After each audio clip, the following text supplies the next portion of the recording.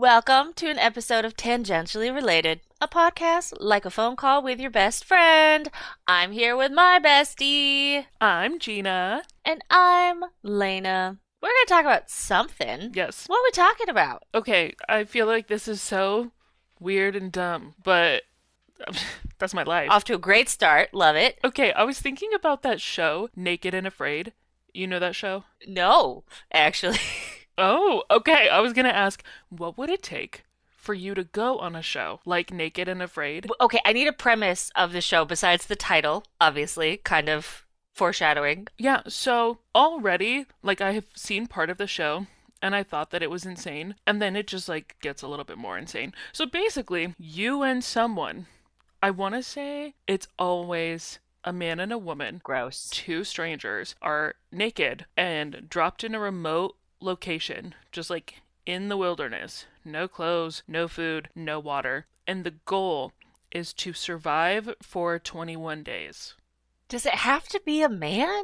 I love that that is the initial hang up, but like fair. They're useless. And you're like, I don't want to. Yeah, I know. Just for that reason where I'm just like, you kind of lost me with it. It's like a man and a woman. I'm like, gross. Yeah, I looked it up because I was like, I think I'm getting all the facts right. Yes, this is what the internet is telling me. And apparently, you are allowed one personal item each. It could be like a fire starter or a machete or something to help build shelter or find food or whatever. Something that helps your survival out there. But I have to be with a man. Right. Yeah. I don't even remember people's personal items. I must have totally forgotten about that. It's just the whole premise of just being naked and so exposed in the wilderness that I'm like, yeah, I don't like that. So you're saying you wouldn't do it, regardless of what the prize was? It's such a turnoff for me that I've thought, like, what would it take Okay. for me to do that? I'm getting caught up on the actual reality of which you're asking me to exist in, more so than like what it would take me to do just the basic premise. Yeah. So, okay. Gonna move past all of the does it have to be a man? What would I take? All of those things, because that's not the question. The question is, what would it take for me to do that? A lot of damn money, for sure. But I'm trying to think about it beyond that, too. No, well, that was something that I was thinking about was like, man, like, I guess if there was a lot of money, maybe I would do this, because the whole thing just sounds so fucking terrible to me. Yeah. Are you ready for me to burst your bubble, though? Yeah? I was talking about this show with someone else, and they informed me, because clearly I was not paying attention when watching the show. There is no prize. What? The ultimate prize is like the pride and accomplishment that you get from having finished it. Absolutely not. I don't even do that shit at work. Fuck that. Yeah, what? Let alone being naked on an island with a man for no money? No. No wonder they had so many seasons of this, because you don't have to have a budget for the prize. Or at least that's maybe how the original series was. Maybe in like reboots of this there are prizes, but hell no.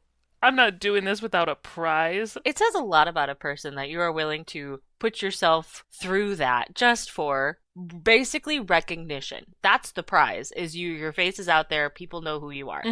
Opposed to like, oh, job well done. No one does it for a job well done. Not this. Absolutely not. Nope. No.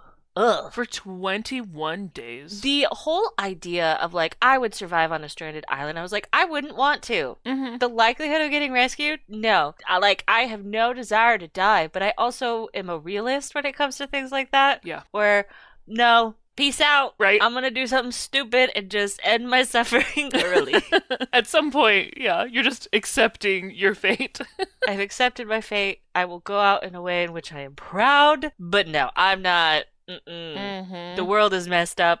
I don't want to work that hard to survive a situation that is astronomically against the odds. True. It's hard enough to survive these days. I'm going to go back, though, because I want to think about this in a way that is a little more whimsical, because the premise is just so off-putting. By all means, add some whimsy to this situation. I think that I would do this if the outcome was that my dog would never die. Oh. I would do that because I would do a lot to like never have to go through the pain of losing my dog. That changes things. I realize that's a part of reality. So I'm like, that I would be willing to do. Mm-hmm. If it's not a monetary prize, Yeah. that is what I would do it for, even though I realize that's not actually possible. Mm-hmm. If it was like instead you have to get something, I'd be like, okay.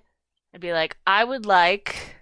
I mean, everything I'm leaning towards is political right now is like, I would like the current administration to just disappear. That'd be great. Right. How awesome. Yeah, can I no, get that? nothing. They just never existed. Mm-hmm. Although, then we'd have to get into like, is this altering the timeline or That's is true. just they just poof and no one remembers them? Yeah, I would say maybe they did exist, but somehow They just all magically disappear. they're just gone now, and we are able to clean up the mess that is the world, the country, but also there were ramifications beyond the United States. So yeah, interesting. The monetary thing, especially because it's not even the reality for the show. It's like you don't win a prize. So I'm like, no, we're gonna whimsy this up. So for you, like anything goes sort of like thing. Okay, well, I absolutely love the idea that your pet could continue to live as long as you do. Yes. Like it is a dual dying situation because I feel like they would be so sad. Yeah, we have a death pact. Yep, like they are living as long as I am and healthy the whole time. Long, healthy life. That would be worth it to me. Because honestly, I'm not even that much of a germaphobe, but just the idea of being bare ass naked in the wilderness, that is so gross to me. That is enough to deter me from ever wanting to do that. I love how that is the thing that you're stuck on, is being naked in the I'm wilderness. just like, ugh, not even like a panty. Just give me like a little undergarment. Like, wow. That doesn't even like register on me. Minus the fact that I'm with a man. Gross. no, true, yeah. So the lack of clothing is a little more complicated. Honestly, like if Mara could survive, I would do this with a man. Mm-hmm. The whole administration going away, I don't know if I have to be alone in the wilderness with a You're like, man. can I stomach this? Can I handle it? I don't know. So, Yeah, no, and if it had to be some sort of a tangible thing, then maybe like my dream house that is paid off next door to me. right next door. Like, yeah, like it would have to be like whole situation. Like, you get the house and a camper, and it's totally paid off, so you don't owe any money on this. And Wait. You want a camper? How did I not know this? yes, I have wanted a camper since I was a little kid. My grandma and grandpa had a camper, so that might have been what started it for me, but I love campers. Okay, now I need to know, is this like an RV situation where it's like the driving part is integrated? Or is it like a camper attached to a truck camper? Because there is a correct answer. No, there is not. There is. I go back and forth because I love a classic like RV camper, like a Winnebago, where the driver, it's all attached, whole shebang. But I also love old Airstreams, and so those you'd have to pull with a truck or something like that. I just think that is Okay. so fun. If it's an old Airstream, I accept that because those are adorable. They're so cute. I'm talking like modern day just pull along trailers though. No. No, not really into those. Yeah, I think it would have to be an Airstream for me. Because those are cute. They're just so cute. I stayed in an Airbnb Airstream one time, and it was just the cutest.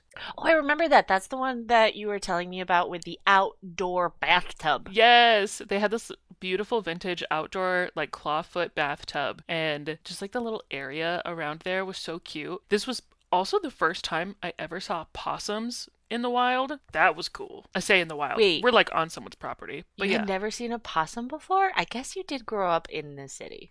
I maybe had seen one at a zoo or something. So if I ever saw a possum, it was in captivity. I don't think I ever saw like a wild possum. That's It was hilarious. the coolest thing ever. No, I was obsessed. I was like, oh my God. And it was a mom that had babies. And so sometimes we'd hear them scurrying, and I could pop my head outside the trailer and just see like the little tail as they were That's like so scooching away. cute. I loved it. Possums are adorable. I know I'm in the minority with that opinion. I think they're cute. They I get a think bad they're rap. cute. But also, you and I've previously discussed that we find lots of little Lots rodents of cute. rodents. Just a classification. Doesn't necessarily negate the cuteness. Exactly. Although, I will say, I don't understand people who keep mice and rats as pets. No, I think it's cute. I think have a rat as a pet.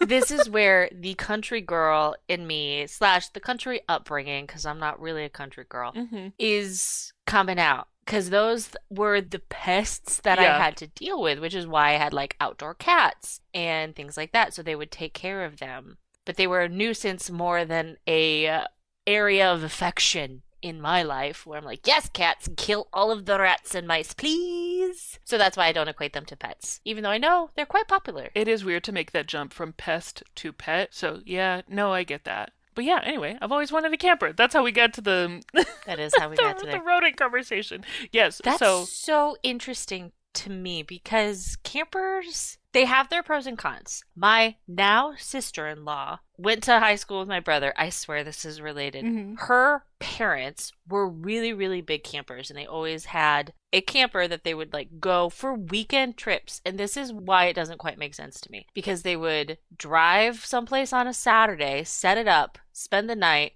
for one night, tear it down, drive back on Sunday. I was like, why? Why? Mhm. I don't get it. No, true. I'd say it depends on how elaborate your setup is. Also how far you're going, too. I don't They know. would go pretty far. And that's Some why I people didn't get do. it. Where I'm like, you're spending most of the time driving and setting up. You're basically just sleeping and like having breakfast and dinner. Reverse that order, obviously. And so much effort. And I like camping, but it was just so did not compute in my brain. Mhm. So now I'm curious, what is your ideal length for a camper trip if you are setting it up and not like going someplace where you're like renting a camper that's already set up? Because I feel like there's a Mhm. different answer. I don't know. I don't need anything like crazy. I could do the weekend trip thing and maybe as long as it's not that far away. It kind of sucks to drive like 6 hours for just a weekend. It's a very specific time. Okay. Right? Yeah, I've done that several times just because, like, Phoenix to Los Angeles would be about 6 hours. I don't like all that time in the car to then only be there for a weekend. So at that point, 3 day weekend might make it a little bit more. Give me 3 days, 4 days for something like that. If I was doing a weekend trip, I don't mind driving 2 hours away.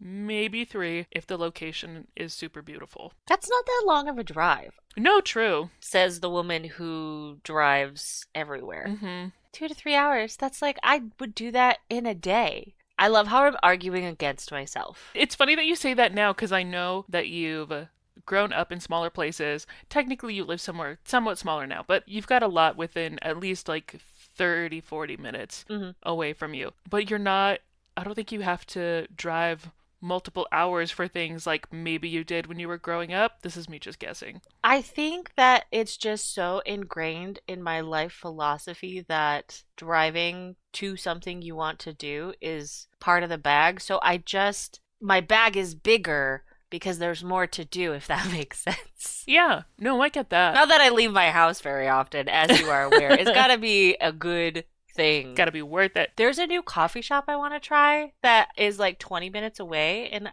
but on like really pretty back roads. But I haven't gotten around to it because I'm like, I'd have to leave my house. I get that. Well, also, like, you're contending with the season, so I don't know if you're also factoring that in or if you're just straight up like, I don't want to leave my house. Definitely just, I don't want to leave my house. It's fascinating how many mental gymnastics I will do to justify not leaving my house. It's not a cause for concern yet, but my therapist is like, hey, make sure your anxiety doesn't keep you home. And I was like, it's not anxiety. It's a pure desire to not interact with humans. And she's like, that's not healthy either.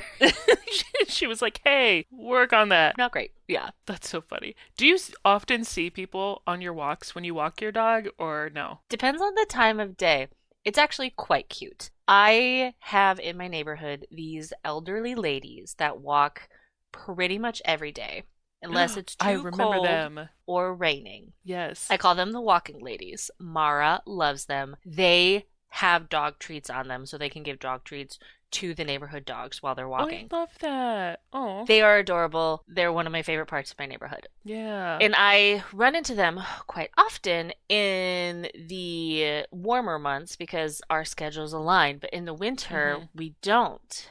as much Yeah. because they walk later, and I still try to get Mara out and about earlier to expend some energy in the morning. So Mara gets so sad because she doesn't see her Yeah. friends as often. So she will like wait at the window for them in the afternoon. And it's so cute. No. So Okay. yes, we run into people quite often, the walking ladies being the main ones. Yeah, depending on the season, you'll do more peopling, at least in your neighborhood. Okay. Because Yes. for me, sometimes that is the most interaction that I am getting is just from people in the neighborhood as I'm walking the dogs, stuff like that. And then working from home, the rest of my communication is all virtual. And it's not that weird to me anymore. I don't know. I don't mind jumping on a video call, but it is funny. It's so different when you're stacking up how much time am I talking to people on a computer versus in real life, especially if you're not going out and doing stuff all the time. Yeah, my ratios have changed so drastically since I started working remote because in the office, when we were in a building, I was a chatterbox. Like, I would talk to anybody. Yes, So it's fascinating to think about the difference. that is true. I was just telling someone that, hey, put in your 8 hours, but you do not diligently have to be working 8 hours. I didn't, even when I was in the office. That whole first hour of the day, I was making coffee, and then I would dilly Coffee dally chatting. the whole way back to my cubicle. Yeah, exactly. No, for real. And it has been studied time and time again that you're only productive for like 4 hours a day. So why is everyone like, you Mm, need to clock 8 hours? No, I do not. no, that's crazy. No one's working 8 hours a day. And if they are, you're burning them out. So stop it. Oh yeah, absolutely. Like I'm doing work, but like come on. So yeah, it's so funny the social culture in the office versus like what it is now. But yeah, anytime I needed to stretch my legs, I knew I could just get up, walk over, see what you were doing, go Oh, get yeah. coffee.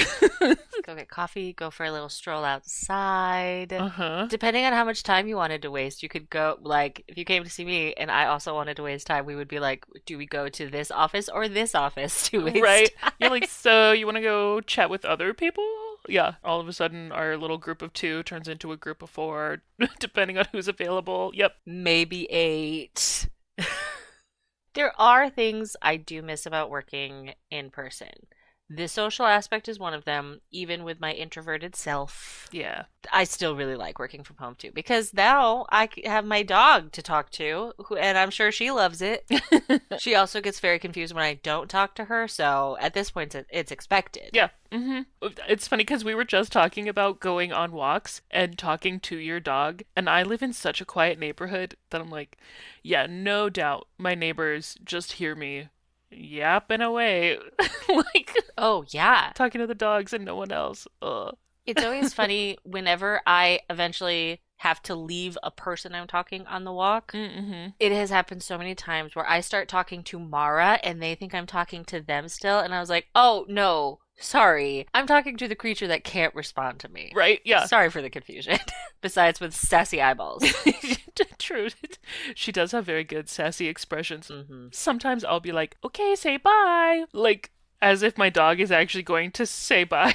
That is a good thing, even to just signal to the humans that, hey, we're leaving. We're done now. This literally happened to me this morning. I was caught in a whole group of basically three different households were represented. We saw some neighbors that I hadn't seen in a while and her little dog. And so her dog is friends with my dog. And it's so funny because I learned the dog's names before the human names. Of course. Yeah, my dogs are Ford and Mocha, and I see that little guy, and I'm like, oh, you want to go say hi to Danny? And then it takes me a minute to like remember the humans involved. Right. I should be talking to you. And so we're chatting. Should you? I mean, we're talking about the dogs most of the time anyway, so they Oh, really okay. are driving everything that's happening. But so they were visiting at one of our neighbors' house, came over so that our dogs could greet each other and chat, and then the woman at that house is like, well, I'll come say hi too. And so she's jumping in, and so we were just all talking. And a couple times, the little, I think he's a Chihuahua mix,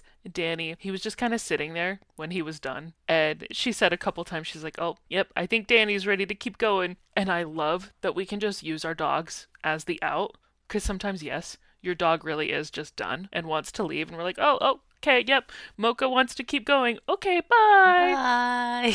Conversation's over. Clean break. Yes. That's kind of nice. I use my dog as an excuse to evac situations, even when she's not there. Yes. Be like, oh, I have a dog at home. I gotta go. Sorry. Fair. Yep. Like, she's been alone a long time. I need to make sure she's okay. I've been gone maybe 30 minutes. It's fine. Right. People do this with children all the time. I'm allowed to do this with my dogs. 100%. Yeah. I know it irritates some people with the whole like dog parent thing, but it is quite accurate where dogs, depending on your level of dedication and bandwidth to do so, dogs take a lot. Oh, yeah. Not as much as a child. I would never say that. No, yeah. But they still take a lot where it's not nothing. They also don't provide you with as many outs as a kid would. True. You could always like, oh, gotta get them to bed, gotta blah, blah, blah, blah. Oh, sorry, I think they have soccer that weekend. There's literally so many excuses a child could provide you. Yeah. Yeah, you put in more work, you reap more benefits.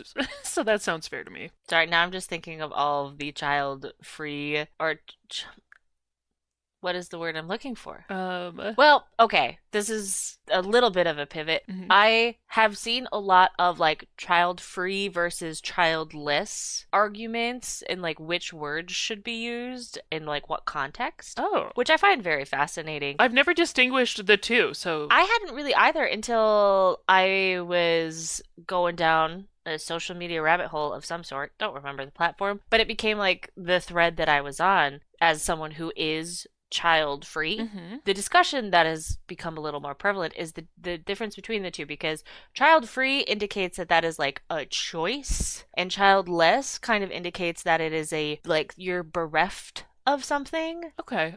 And I really, really do prefer the child free connotations because, yeah, I'm not missing anything, regardless of what every older woman in my life tells me, where it's like, you're gonna regret it. I think I'm good. Thanks. No, yeah, I totally get with that. Because also, what is this belief that everyone should be a parent? Absolutely not.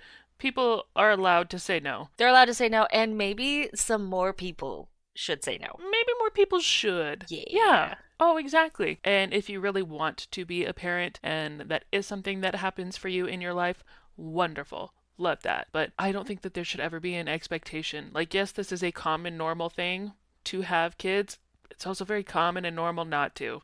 I don't know why we can't just support each other in that. I know. We as a society, obviously, you and I, we support each other in our decisions. Yeah, we're good. Yes, we're good. I actually think while we still have work to do as a society, women themselves have gotten a lot better of being like, yeah, it's totally fine if you don't have kids. Probably because it is more common and more of a shared experience now, because a lot more women are not having kids. And I know lots of people are freaking out about the declining birth rate. I'm not. Right. Because A, there's too many humans to begin with, and B, there's an easy solution to this problem. Maybe men should be more involved in parenting so it's not just women who have to do everything. Problem solved. Men, level up. And then maybe we'll have kids again. Like, this is a you thing. We're not going to hold your hand. Stop making it our problem. Thank you. No, true. Because think about, there are some women that are interested in having kids, but don't necessarily want to be a single parent.